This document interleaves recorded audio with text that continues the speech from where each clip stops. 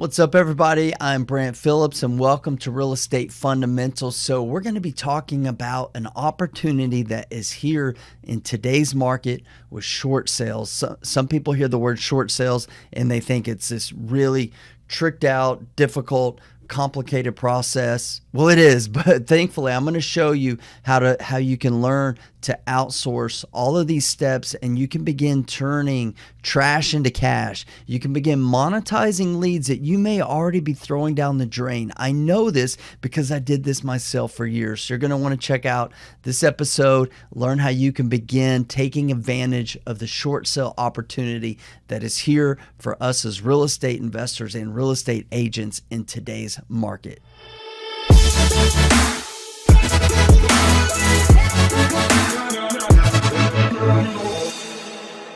All right, short sales. So I want to commend you for going forward in this video, because I know myself years ago, if I heard something about a short sale, I didn't want to do anything with a short sale because I had some negative experiences with it. I had multiple deals that we spent all this time, energy, effort, resources pursuing these deals that didn't come to fruition. We never monetized them. So I'm going to show you some ways. I'm going to provide some information, some education about short sales in this video, but I'm also going to give you some things to consider, ways to take advantage of the opportunity by outsourcing and some other things. So let's talk about a little bit about the market. So the first thing is, in today's market, this series is all about how savvy real estate investors are taking advantage of the market. So we know it's all over the news, it's all over social media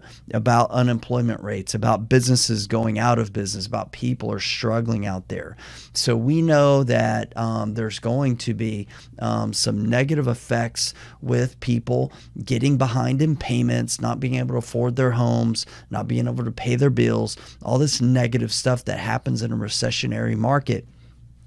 Now, to what extent is this going to happen? I don't know. Anybody who says that they do is lying, right? But we do know that that there's going to be some opportunities here. There's going to be some opportunities here. We're waiting to see, with all these forbearance programs and the way the government's printing money, we don't know to what extent the opportunity is going to be, but I guarantee it's going to be substantial. We know that there's job loss. We know these small businesses are going out of business, so that means that there's going to be some opportunity. So the first thing I want to say before we go into this, a lot of times short sales are characterized and typically that they are deals that are a lot of times little to no equity, right? Little to no equity, but they are an opportunity, an incredible opportunity for you as a real estate investor, or even as a real estate agent. There's ways you can monetize. I'll talk a little bit in this video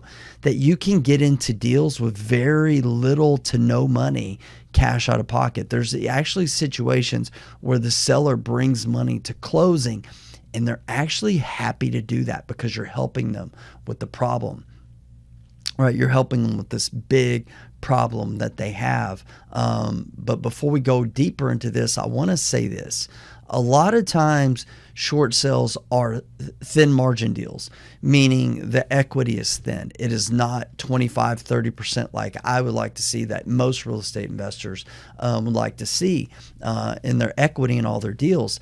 It's less equity, but the value that you're receiving is incredibly low interest rates. You've got typically very, very solid 15, 20, 30-year mortgages, 3, 4, 5% interest. And in time, time can heal most, wounds in real estate. When I've done bad deals, like I was intending to flip a house, didn't work out the way that I thought, there was some, issue, whatever it was, I could give you a list of things that didn't work out the way that I thought they would, but I've held on to those properties, and in time, I can say they've all done incredibly well. One comes to mind. I had a deal that This is in 2010, and I couldn't sell the house. There were still financing struggles. I was competing with new construction at that point in time, and I could either, break even, maybe even take a small loss,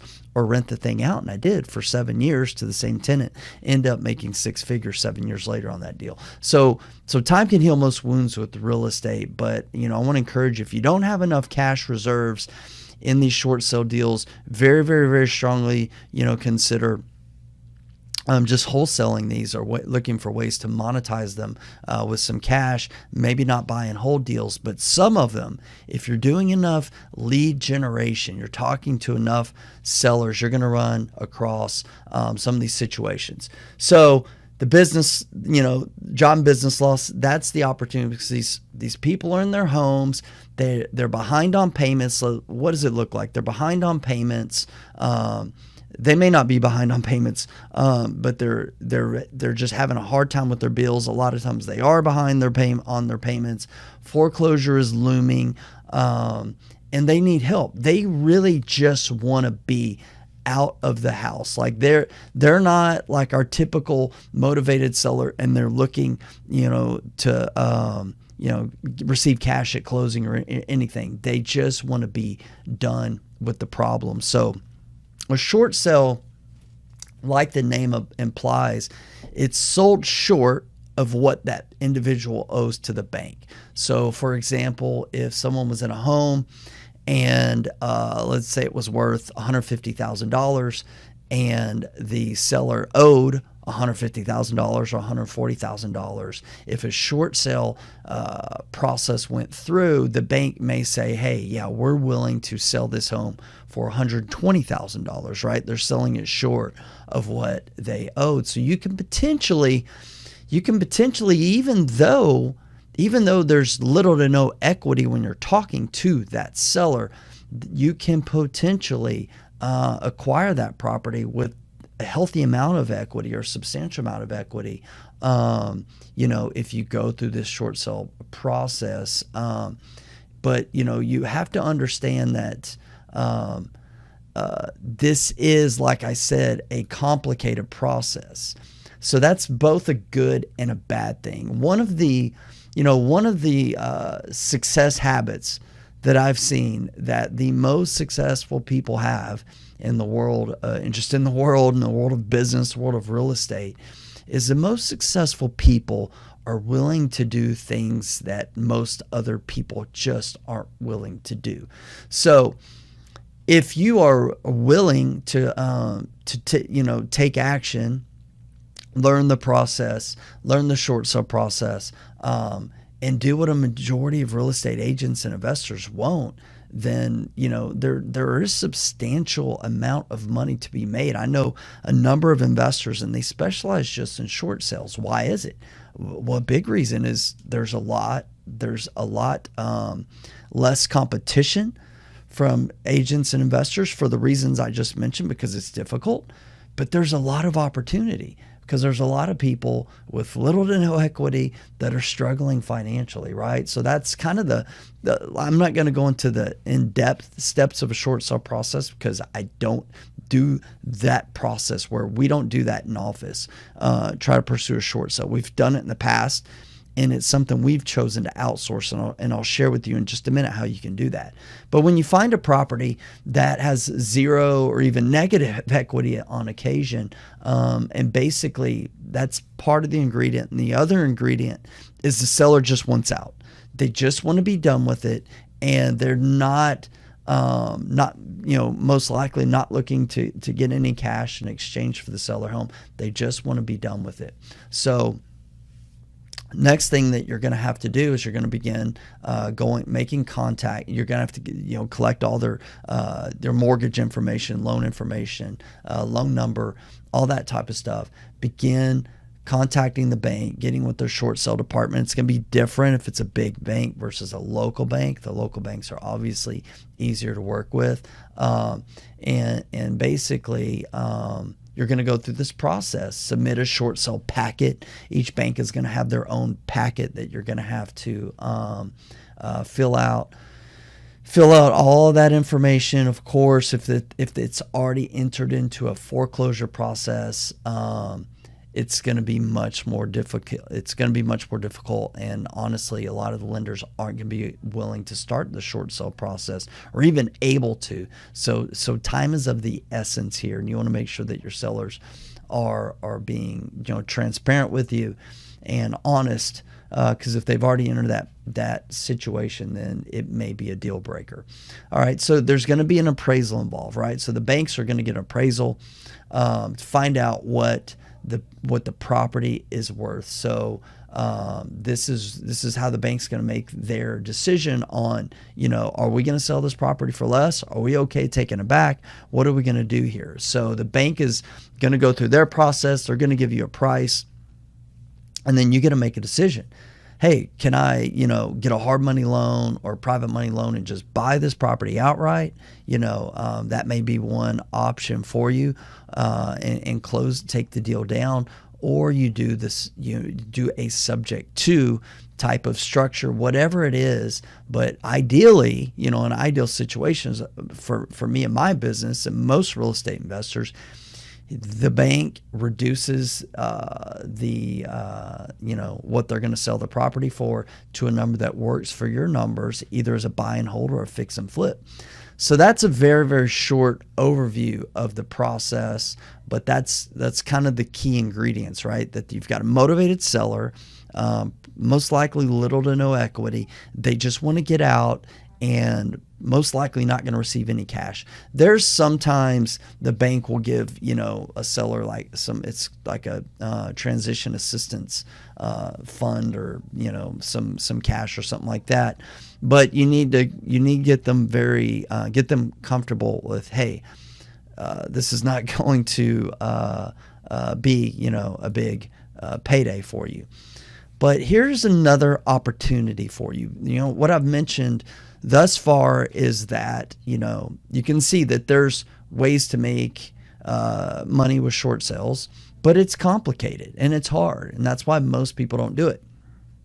But I guarantee you, if you're doing any amount of lead generation, I guarantee you're getting leads like this. And I'll tell you what we did for years is we threw them down threw them in the trash. We flushed them down the toilet because they were a big headache and we weren't good at monetizing them. We didn't have the time to do it. And that was really a big part of it.